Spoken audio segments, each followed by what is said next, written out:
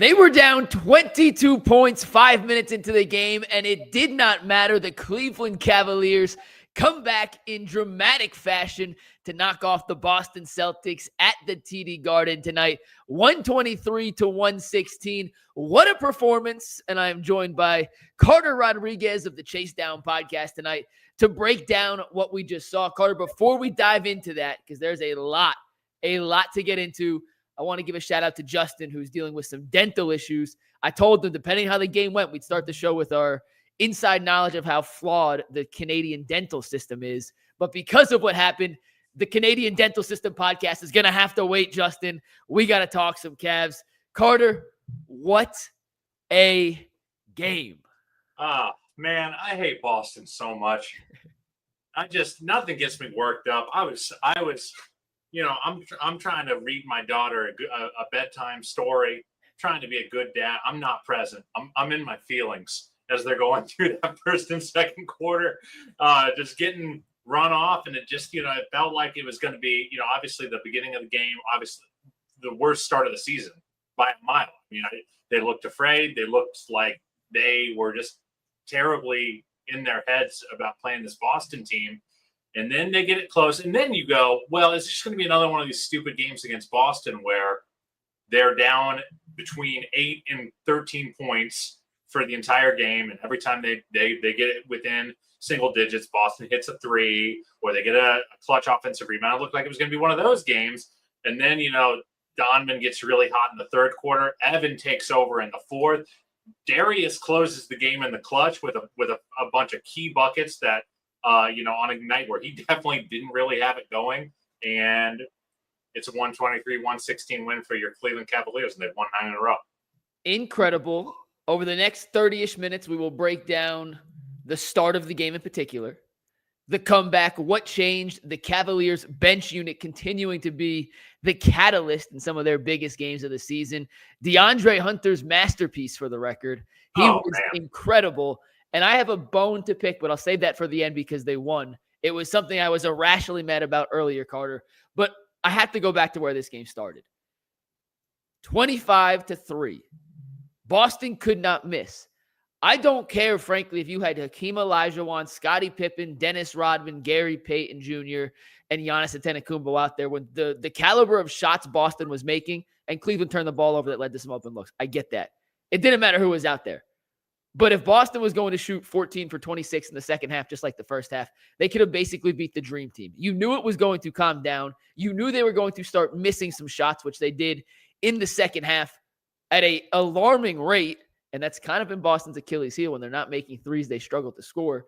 And Cleveland just started to slowly creep their way back into it, claw back into the game. Evan Mobley was a non-factor in the first three quarters. In the fourth quarter, he became the man-child, the defensive player of the year, caliber player, the all-NBA contention level player that we had seen through the first 58 games of the season. And I thought his ability to rebound and keep plays alive, Carter, is what led to so many second-chance opportunities. And it felt like that stretch to start the fourth quarter, those tip outs that led to extra kick out threes, extra second chance shots for the Cavs, kind of took all the wind out of Boston's sail. And they had no answer and no counterpunch back when Cleveland delivered that first haymaker in the fourth. Yeah, you just look at the kind of the flow of the game. The Cavs won 3 of the 4 quarters in this game. Yeah. And they did just kind of slowly whittle their way back in. And then Evan did what he needed to do at the end of the day. 17 points on 6 of 12 from the field. That's what you should expect. That's what they should want to see from him. And but I thought the 5 offensive rebounds mattered maybe more than the 2 threes in the fourth quarter.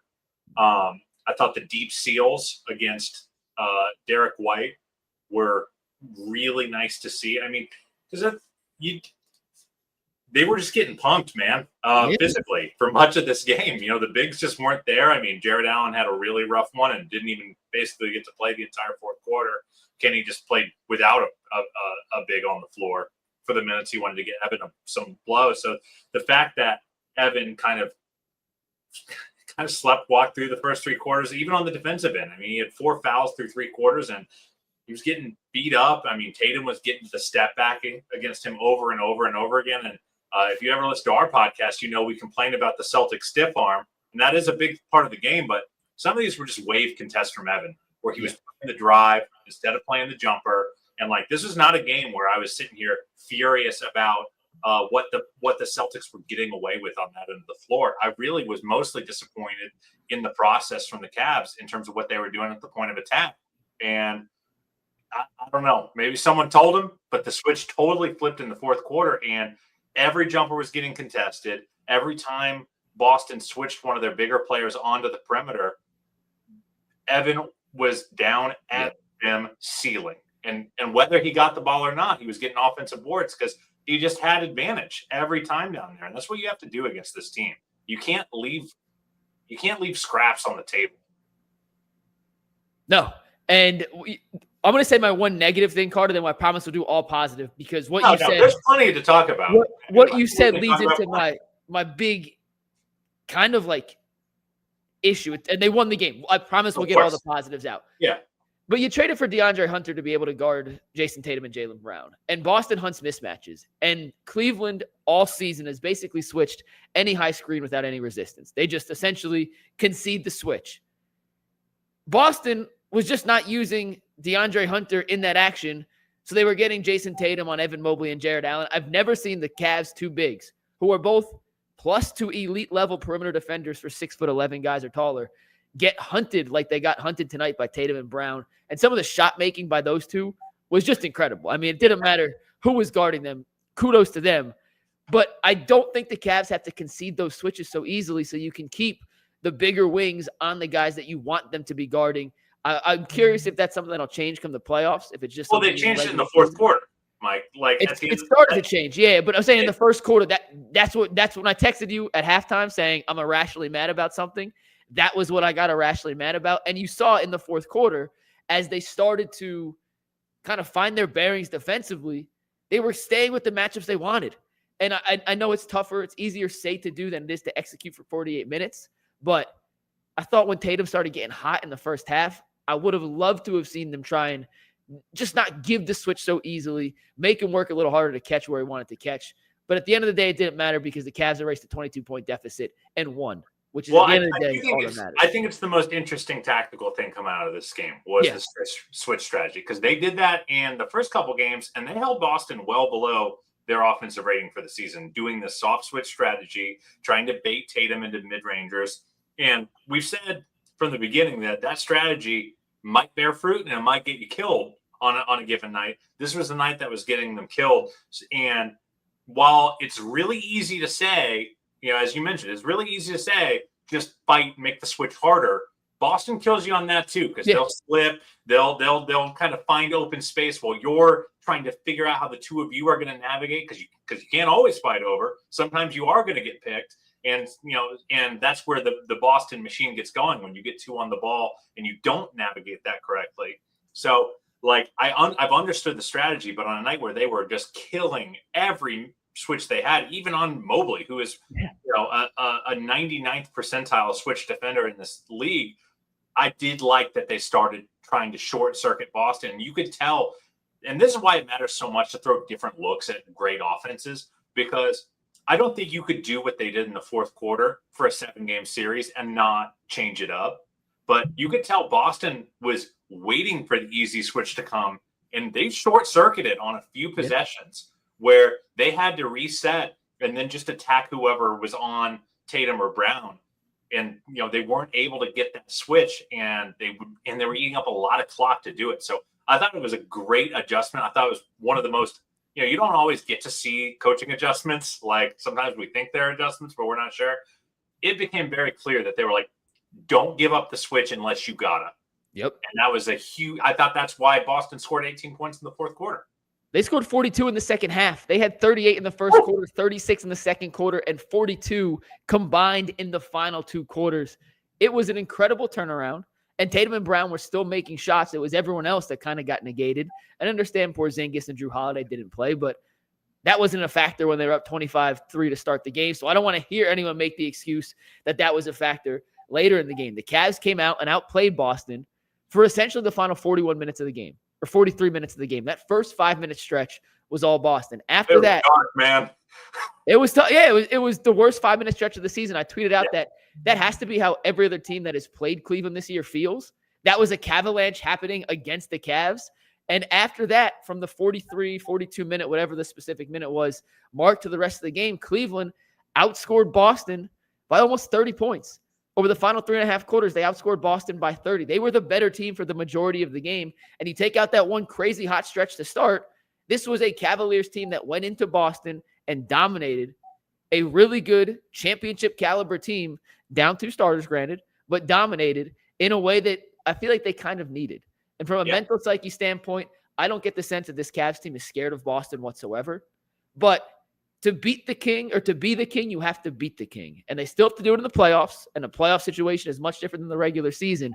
But this is a hell of a confidence booster, Carter, for a team that already had all the confidence in the world. At this point, I have to imagine that they're looking at the Eastern Conference and the NBA as a whole saying, no, we're good. We're fine with any team you put in front of us at this point. Yeah, it's funny because I think, I think the Cavs come out of this game, they definitely feel better. They feel a little different. But I don't know if Boston feels that different. I do think Boston's like, we got up and then we let our foot off the gas. So like, it'll be an interesting kind of, I think in a lot of ways, it's kind of the perfect outcome for the Cavs, where Boston isn't like, oh man, we got to take them really seriously. But the Cavs kind of know, like, okay, when it matters, we can make these guys work, and we can get to our spots. We can run our offense. I gotta say, man, I just don't even think the Cavs played that good of a game.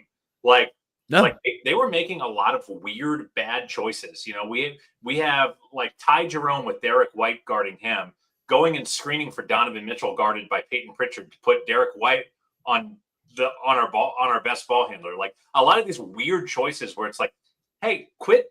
You've got your mismatch. Just go attack it. Like they really, I don't think, played that sharp of a game. So the fact that they were able to get up 123 is really, really important and really, really valuable. Yeah. And who had a good offensive game except Donovan? Evan ended up okay. No one. Garland in the fourth quarter played pretty well. But if you look at Carter, do you have the box score open? If you don't, I sure do. No, if you don't open it. Okay, I'm looking away. What do you think Ty Jerome's plus minus was today? Oh, I gotta imagine it's like plus 28, plus 30. Plus 34. There. He scored 8 points in the first quarter. He made all his shots in the first quarter. Did not score since that first quarter, and ended up with a plus 34. The starters in this game, Mobley ended up as a plus 2. Allen minus 23. This was a Jared Allen game that we could throw in the trash can and never talk about again. Darius Garland minus 17. Donovan was an even 0. Strus minus 19. The bench, though, Dean Wade plus 12, DeAndre Hunter plus 21, Ty Jerome a game high plus 34, and Sam Merrill plus 22. We'll talk about the DeAndre Hunter starting conversation in one sec, Carter, but bringing him and Jerome off the bench, the Cavs as a whole outscored Boston by a significant margin in bench points. Trying to do the mental math right here. A lot to a little. That's what you have to know. It was 33. I got them. Yeah. They got up to 33. Boston had 14. No, it's 6. That's it. Peyton Pritchard was their only bench scorer. There you go. It is a dominant group that you could bring off the bench and not lose any real production. I thought Hunter, that's an inversion of how the series has gone so far for the season series. What the story has been, and this is the reason why I've been on team start Max Strus, which doesn't look great after today. But I've been on team start Max Strus even in this series because the starters have won their minutes against Boston. Even with Porzingis in, the starters have won their minutes against Boston. And even with Sam, when you have these guys, it's been the bench that's killed them. And it's been Boston's bench that's killed the Cavs. Now, Boston down a couple guys. They're playing a really, really short bench. So that obviously should factor in. But it is, in a lot of ways, what the DeAndre Hunter trade was meant to do, was just to provide extra layers of insulation. So if your starters just don't have it, you've got other lineups that can go win their minutes. And they sure did that tonight. You saw it in the fourth quarter. Yeah. Mobley at the 5, and they took him out for 1 second, essentially put him right back in, and Hunter at the 4. And this was Hunter's first test against Boston in a Cavaliers uniform. And we don't have to grade him, but I don't know how you give him anything other than an A. Had 12 points, played about as good a defense as you could have asked for, had 5 rebounds, plus 21. He was 4 of 6, 3 for 3 from three. I'm not sure if I'm not sure if he's missed a three in a Cavs uniform yet. Every time he shoots it, it hits nothing but net. He had the tip on the defensive end of the court at the end, and then led to the leak out when he got fouled. Carter, they're 7-0 since acquiring DeAndre Hunter. Before tonight, they had the best offensive rating, the best defensive rating, the best rebounding team, and the best bench unit in the league since acquiring DeAndre. And this is another data point and another set of games and film to look at and say, this guy's been a perfect fit into what Kenny Atkinson and this coaching staff has developed. This is, the Hunter thing really goes to show why you can't just be a metrics guy. Because he is not a guy who has ever rebounded at a particularly high level. He's not an elite playmaker or passer. The on-court, off-court stuff has never been special for him. But, that's why context matters so much, and why what the Cavs can offer a guy like him matters so much. Because in Atlanta, he's, constantly covering for people like Trae Young and they don't have the interior defense that the Cavs do, and everything just gets a lot easier for a guy like Hunter. And I thought that even though he didn't have a big rebounding game, so physical. He was he had a couple unbelievable box outs with Horford or Cornet on his back, where he needed to be, if he wasn't working his ass off, it's an offensive board. Obviously the shooting was phenomenal and so important. He didn't have a lot of those, any big clutch time scores, but he was one of the guys who helped them kind of just stay in contact throughout the game. And then defensively, he was the guy that was able to fight over the screen and maintain contact. And because he has all that length, it's not easy to hit the leak out or the slip for the screen. So that's the ancillary benefit of being this big post-trade and playing all these 6'6" or bigger dudes is it's just harder to find outlets. And Boston kills you when they find outlets because they get you into rotation. They swing, they hit the corner three, and then you're just toast.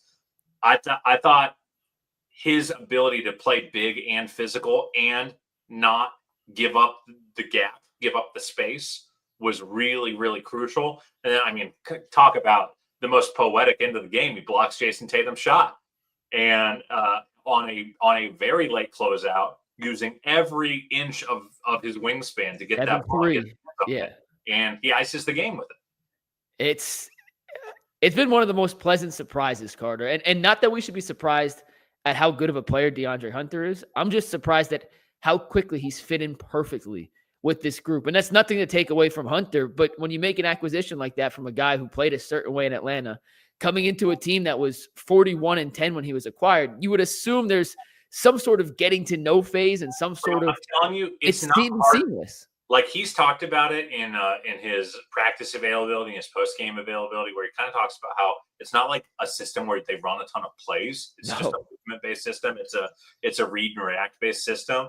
And with the contextual spot he's put in where he just has to play ball, and he plays, and he can play more physically at the point of attack defensively than he's ever played because he's got these great backline defenders behind him. He doesn't have to be he can just focus on being a play finisher. How many plays does he walk the ball up and have to run and pick and roll with this team? Never. So I just think it's not that hard to be a good basketball player in Cleveland right now. If you got stuff you're not that good at, the Cavs have so many players who can do that kind of stuff for you, and then you can just focus on the stuff you're good at. And that's what I've seen from Hunter so far. That's the biggest testament you could give a team too, is that, hey, you do what you're good at. And one thing that it didn't necessarily show up today, but it's worth bringing up as a benefit to Hunter, is when you're playing in front of a Mobley and an Allen, you can be so much more aggressive and physical on the perimeter, knowing that, oh, God forbid I get beat by half a step. I have elite rim protection behind me to erase my mistake. And in Atlanta, with all due respect to Clint Capella and Okongwu, those guys are not the rim protectors at the same level as Jared Allen and Evan Mobley. There's levels to this, man. Yeah, and part of the reason when you look at the block shots, Stan Van Gundy pointed this out on Tuesday against Orlando, but the Cavs aren't that high in the block shots metric. Part of the reason they're not that high is guys are deterred away from shooting at the rim, leading to fewer and fewer opportunities to block shots. We saw Evan twice tonight. I think it was Peyton Pritchard or Derek White. I forget who was, but drove right, tried to give a high floater, and Evan pinned it off the glass. And in instances where DeAndre Hunter's trying to guard a Tatum in the high post one-on-one, and he's battling, if Tatum gets half a step, that's fine. You just have to make him get off his spot, because not only does DeAndre have the length to contest the shot, but in theory, you have maybe one, if not two, 6'11" or taller guys with crazy long wingspans there to make it even more difficult as well. It's been a perfect marriage. And tonight, I cannot emphasize enough how this game could have gone off the rails if not for Ty Jerome and DeAndre Hunter coming in and settling the ship. Because 25-3 is bad. If you don't come in and settle things down, that could become 40-12 real quick, and then there's no coming back. And as much credit as Donovan deserves, and we haven't even talked about Donovan, who was awesome in the second half, and we'll do that next. They got nothing for that guy. Yeah, as good as he was, the bench settling everything down in that first quarter and turning that 22-point deficit into a 10-point deficit at the end of the first was gigantic. Yeah, I mean, Ty has been, just an absolute killer. I didn't think he had a very good offensive second half, not just because he wasn't making buckets, but defensively. And I thought he was so physical with Tatum. Yeah. Tatum was getting annoyed as hell with him. He was reading, he was being obnoxious. And, I don't think Ty is a particularly great, he's more of a vent defender that we like to say. Like, he'll get steals, he'll rip guys, he'll gamble. I don't think he's the best, just 2 feet down trying to guard someone on this team. But I think if there is a matchup that's better for him, it's a Tatum or a Brown, where they're not trying to go around you as much as they're trying to go through you. Good point. And he's got length. He's tall for a point guard. He's handsy. He challenges their dribble and annoys them, and I think can help bait them into some of their worst mistakes. And I thought he was phenomenal. The other thing with Hunter, by the way, I got to say that matters so much is a lot of people are excited. I was excited to see how you can close with him at the 3 with Mobley and Allen in certain matchups and stuff like that. It also is just such nice insurance for a game where Jarrett doesn't have it going. Jarrett had a really rough game. And I disagreed with Kenny just going centerless because they got shellacked in those 3 minutes. Can I ask one question on that real quick? Yeah, go ahead. So that was coming out of a timeout. Boston calls a timeout. They come out with no center. I feel like that was a way to get Evan Mobley a 3-4 minute rest in 24 seconds, essentially. So, because did they put him right back in after? Did they put him he sat for 2 minutes. Okay, I got my timeouts confused, but I think they were trying to buy him he was just mad at him for messing up, so he called that timeout right away. But Evan stayed out of the game, and they survived for a couple minutes. A sneaky little thing that really mattered. Donovan got that and one with 2 minutes left. It was actually really important in the context of the game because I'm like, thank God they're not for another timeout to get Evan back in, or foul or whatever it may be. But I wouldn't have sat Jarrett for that 3 minute stretch because I just didn't think they had a shot to get stops. But on a night where he just doesn't have it, you can still play big. You can still play with real length. Darius, Donovan, Max, DeAndre, and Evan is a perfectly good closing 5 against any team in the NBA. By the way, size-wise, that's almost identical in terms of overall size to what Boston had out there. A little shorter in the backcourt, but a little taller in the front court and a little more length with Hunter as opposed to Tatum and Brown. If you want to put Dean Wade out there too, that gives you 6'11", 6'8", 6'9". Dean his flowers. He guarded days better than anyone in this game. He was the only one who didn't get bowled over. He's the only one who chopped his feet and stayed with him in isolation. He's the only one who didn't go for any up fakes. He just played perfect fundamental defense every possession down the floor. If he didn't get screened, if the possession ended with him on one of those guys, they got a terrible shot. He does that all the time. He deserves a lot of flowers. He guarded his ass off in this game. And he takes a bad shot every now and then, but you live with that if he's going to play defense. And another guy where the numbers in the box score don't show that he's a good rebounder.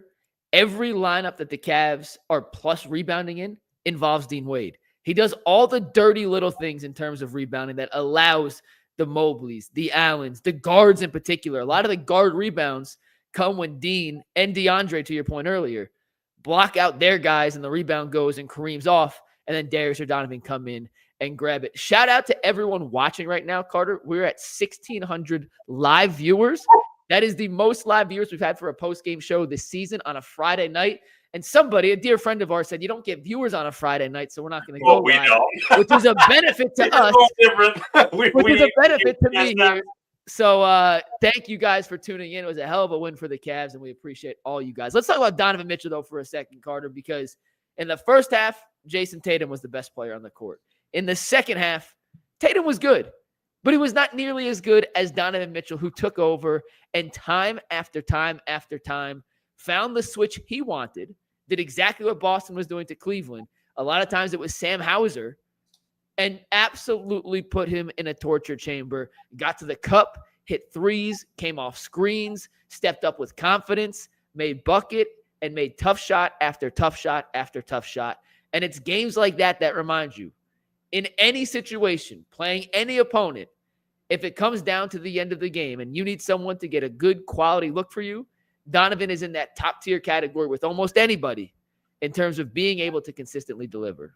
Yeah, Donovan scored 38 points from the second quarter on. Boston doesn't have an answer for him. No. And they didn't all of last year. It was notable going from the Orlando series where he was very good against Orlando, but the ease with which he was getting to his looks, even on 1.5 legs, because he was not healthy last year in the playoffs, they don't do a good job on him. He's too explosive and strong for Derek White. He's too quick for Drew Holiday, who obviously didn't play in this game. And he is consistently able to get 2 feet in the paint without needing help, without needing a screen. I thought his navigation of tight spaces in this game was unbelievable. The fact that he stayed on balance with all the chaos around him, that's normally something where small guards get killed when they just get among the trees and are forced to stop. I thought his floater game was unbelievable. I thought his kickouts were really, really good. The jumper, obviously, on point. The ability to draw fouls. This is a handsy Boston team, and he was consistently, just leaving the ball out enough for them to try to go grab it, then, hooking up, grabbing their arms, making them grab his wrists, getting to the line. He had 11 free throws tonight. They did not win without those 11 free throws. No. They just don't have anything for this guy. They really don't. It looks easy. I've had a lot of gripes with how the Cavs offense has looked against Boston this year. It's the number one thing I'm worried about in a playoff series, not the defense. But Donovan has been the only consistent where it's like they just can't really do anything with him. And it's weird because on paper, Derek White's a plus defender. Drew Holiday, a little older now, but has been in the All-NBA and Defensive Player of the Year conversation. Tatum and Brown, both plus defenders. Porzingis obviously didn't play tonight, but is an above-average rim protector. Cornette, I think, does a really good job just getting in the way of stuff. They should have ways to slow down Donovan, but for whatever reason, Donovan has an answer to every question they throw at him, and it's an immediate answer. It's not a let me figure it out. Oh, you got me on that possession. As soon as they throw it at him, yet this year. No, at all. And he did in the fourth quarter in the game they won in Cleveland. He was, I believe, 6 of 6 from the floor, had 20 points, led that comeback. He continually has killed Boston. And if I'm Joe Mazzulla, I agree with what you said earlier, Carter. Like, I don't think this changes how Boston really looks at Cleveland. They got us tonight. It is what it is. But if I'm Joe Mazzulla, I'm having nightmares about Donovan Mitchell because there is no answer. And I'm not quite sure how you come up with an answer this late in the season for a problem of that magnitude. And can I also say, a lot has been said this year about Donovan's selflessness as a star, what he's been willing to give up. Even in this game where he is absolutely murdering Boston, he is out there setting guard screens for Darius Garland so Darius can get a favorable matchup because Darius has been so good in the clutch this year. Even on a game where Darius wasn't that good. He goes 9 of 23 and scores 20 points, which is very far outside of Darius's efficiency for the rest of the season. And even then, he's still working and doing dirty work stuff to get Darius good matchups, spacing, slipping where he needs to go. Just a really high IQ player, and the degree to which he's learned how to succeed in all these different contexts, not just scoring the ball, has been one of the great joys of his Cavaliers tenure, I feel. God, I got a question for you real quick. I was looking at some of the numbers, and the Cavs for the season overall, and this was before tonight, so this does not include tonight. They led the NBA in point differential in the first quarter this season.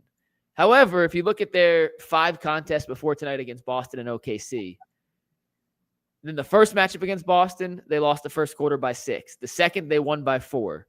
The third against Boston, they lost the first quarter by 13. The 2 first quarters against OKC, they lost by a combined 25 points. The first by 7, the second by 18.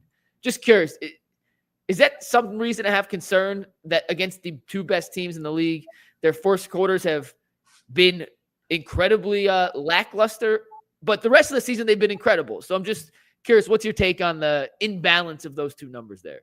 Yeah, I'm concerned. This is a major concern. You feel it when you watch them, and they played a soundbite from Kenny talking to the bench. He's like, guys, this isn't us. And like, I do worry that they get really worked up for these games, because it's not just about playing good defenses. They have cooked good defenses this year. Boston, they've played better defenses than what Boston's is this year and done much better and started much better. I think they might want it a little too much. I think they get a little tight. I think the pressure Boston puts on you offensively makes you feel like you have to hit every 3. Yeah. And I don't know. I would love to ask them, and they'll probably never tell you an honest answer in response. I said, I'll ask him. I'm not sure I'll get a real answer, but I will ask. I do feel like they've been tight to start these games, and the decision-making is slow. It's like something Justin and I spent a lot of time criticizing the offense for the last couple of years is them letting perfect to be the enemy of good. And something that I think they've done so well this year. It's one of the reasons they're near the bottom of the league in passes per game is when they get a good look, they just take it. Yeah. When they get a seam, they just attack it. And I feel like when the pressure cranks up, they want to get perfect again. That's a great point. Boston isn't worried about perfect. Like, watch the way Boston plays the most free offensive game at their best. And they are just like, and they are so also empowered just to shoot. It doesn't matter who they are.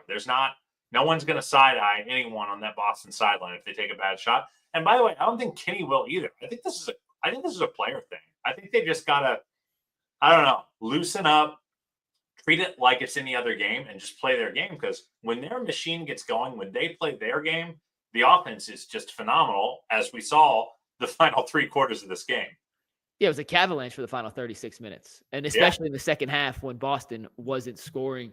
It's just something I'm going to keep an eye on. And I went and looked at the Houston games while you were talking. They also lost the first quarter in both Houston games by a combined 13 points. So against the better competition, the first quarters haven't been as good. But for the season, like I said to start, they are the best first quarter differential team in basketball. So it could simply be they're trying to, as what you said, perfect being the enemy of good. I may steal that term, and the 1,700 people in here now will know I took it from you, and that is totally fine. I won't pretend I made it up. But that is, Carter, we'll get you out of here on this.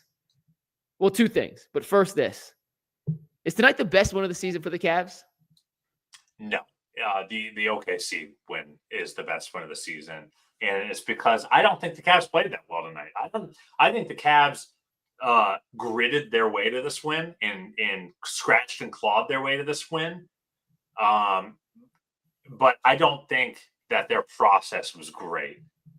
I don't know if it was a game plan thing or just their execution, but too many plays where I was like, what are we doing here? Why are you playing the drive on Jaylen Brown when Jarrett is on the back line? Play the jumper, brother. Play the step back. Like, there's just a lot of that screening to put good defenders on the ball. I just don't think they played their best game. I'm glad they won. Don't get me wrong. And it's easier to stomach them not playing their best game in a game they win. But that OKC game, I think they played damn near perfect basketball. And I care much more about this team's ceiling than their floor. So I feel like they got the closest to their ceiling in that win at home against the Thunder. What do you think? I'll say their best performance was OKC. I think the best win, though, is tonight, considering it's on the road in Boston, down 22, 4 minutes in, all the momentum going against you. You got literal superhero performances from Tatum and Brown. And at the end of the day, none of it mattered.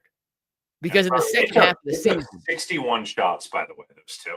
They did take 61. Tatum had 39 and 7 at half, which is just absurd. And he played an incredible. Some of the shots he made was incredible. But considering the opponent, considering the location, considering the deficit to start, to claw your way back and not just win, but to win rather convincingly. They dribbled the clock out here, Carter. This didn't come down to a final shot. Yeah. They turned a 22-point deficit to start the game into a game where with 10 seconds left, they just dribbled out the clock. That is a convincing win after being down 22 points in the first 5 minutes when it seemed like every shot Boston took on the night was going to go in. I understand it wasn't a perfect performance. In the first quarter, I was ripping my hair out at their offensive execution. I thought they settled for way too many threes early on. They were not attacking. There was not nearly the ball movement, the cutting, the pace, frankly, that we had seen from this Cavaliers offense through the first 58 games of the season. And it was just frustrating because they weren't getting stops. They were making sloppy turnovers, leading to easy threes for Boston. And then the process offensively, you're going to miss shots. But if you're getting good looks, so be it. They weren't even getting good looks. I thought the entire offense was rushed. And at that point, I was like, all right, this is going to be a game where you wave the right flag. It just don't have it tonight. Like Boston against Detroit on Wednesday. Detroit got out to the early lead. Boston said, it's okay. We're wave the white flag. This one's for you. Good job, JB. Good job, Cade. We'll take our lumps. We'll go back. And I thought that was going to be the case. And I am so thrilled that it wasn't. And the way they played defense in the second half and the way the bench salvaged the ship and steadied the entire flow. And then the way Evan in the fourth quarter came out and just did everything that we had been screaming for him to do for the first 3 quarters. I think today's win was a better win, even though the performance against OKC back on January 8th was the better overall performance. It might be the more important win. I think that's certainly an argument that you could make. I still stand by my take, but you've laid out very good points. I think it's 2 right answers. And the fact that you have 2 incredible wins like that to choose from is a testament to a 49-10 start. Carter, last thing, I promise we'll get out of here. And then if you want to stick around for the super chats, you are more than welcome to. But you are here on the Ultimate Cleveland Sports Show. For anyone who doesn't follow Carter, you can see his Twitter handle on the screen, @CarterShade. Him and Justin Rowan do the Chase Down podcast, one of the best Cavaliers podcasts on the market. I am a frequent listener, and I don't like listening to other people's podcasts because then I get accused of taking takes. But I don't care because they're so smart. I always listen. But Carter, the floor is yours. Your big takeaway from the first 60 games of the season for the Cavs. Anything you want to say, this is your platform here to share. Someone in the YouTube chat kind of mentioned that the Caps proved that they can beat Boston without playing their best game tonight. I thought that was a really nice take, and I think this team is ready to go compete for a championship. I really do. I think that you got to win these kind of games. You got to be able to run offense, get clean looks, even under duress, under a lot of scrutiny with the lights really, really bright in a matchup that you want to win maybe more than they do. And I thought that they showed up when it really, really mattered. They showed up when it would have been easy to fold and just say, well, just bad game, whatever. And yeah, they're ready. They're ready. And I still think Boston is a hell of a mountain to climb. They're an amazing team, but this team can do it. I can't say it any better myself. The Cavs have won games with a scorching hot offense. They've won games with lockdown defense. And today, despite giving up 22 points in the first 4 minutes of the game and 70-plus points in the first half, they held Boston below their season average in points per game, Carter. That is an incredible, incredible feat. And they proved tonight that they can win with defense in unconventional ways, with lineups that we didn't think were possible at the beginning of the season, because the key Swiss Army knife in that new defensive versatility was playing on another team. So thank you, Kobe Altman, and thank you, Atlanta. We got a couple super chats here, Carter. We'll run through these real quick. Soul Train says, best Cavs team of all time. Let's go. Is this better than the LeBron years teams yet, Carter? Are you ready to go that high in the praise for this Cavs? No, I got to see them win a title, but I mean, by the metrics they did. I mean, they're certainly the best regular season Cavs team of all time. And as a man who likes his favorite team to win a lot of basketball games, I'm having the most fun I've ever had as a Cavs fan. Next one comes from Barbara FN. Why does Jared Allen struggle against top bigs? I'm also hoping in the playoffs we don't switch every ball screen. I think that's what killed us. We talked about the switching earlier. Listen, Allen had a bad game, but he's played really well against Boston already this season. I think he had 17 and 18 in the last meeting. So Yeah, this is confirming your Pryor's problem. He's killed Anthony Davis this year. He's killed Nikola Jokic this year. He has had a lot of big games against the league's best bigs. He's guarded Karl Anthony Towns unbelievably well this year and held him well below his averages at different points. Like, I just think you're confirming your Priors if you're saying that. Like, Jarrett has been very, very good at in marquee matchups this year. Yeah, he did not play well tonight. No, he did not. Tonight is not an indication of the other 48 games. He's had some really impressive performances, as you alluded to, against other bigs. Ray Smith says, tell Big Perk to hold that. Tell Tatum to hold that. Tell everyone who wanted to break up the core four. Hold that. Let's go, Cavs. Cleveland against the world. Hell yeah. Two more. Buckeye Paulie says, in the words of G. Bush, get him out of here. They got Hunter just for the Celtics, and he delivered. And last but not least, we have the OSU fan 46, McNuggets and Carter, two of my goats talking Cavs after this incredible win with the fire emoji. Carter, I appreciate you for coming on here and joining the Ultimate Cavaliers show. Make sure you check out Carter on Twitter at Carter_Shade. Follow the Chase Down podcast when they put out new episodes. You will be a smarter basketball fan and will be more intelligent than your other non-Chase Down pod listening friends after listening to their podcast at the water cooler the next morning. Carter, appreciate you. This was a blast, and I got to get you and Justin back on soon, hopefully after a playoff series win so we can get ready for a championship run here down the stretch. Thanks for having me on, brother. I had a blast. Awesome. The Cavs take down the Celtics 123-116. We'll have even more breakdown on Monday on the Ultimate Cleveland Sports Show. The Cavs do play the Blazers, though, on Sunday here at Rocket Arena. I'll be there and hope to see you guys there, too. For now, though, that's Carter Rodriguez. I'm McNuggets. Have a great Friday night. Peace.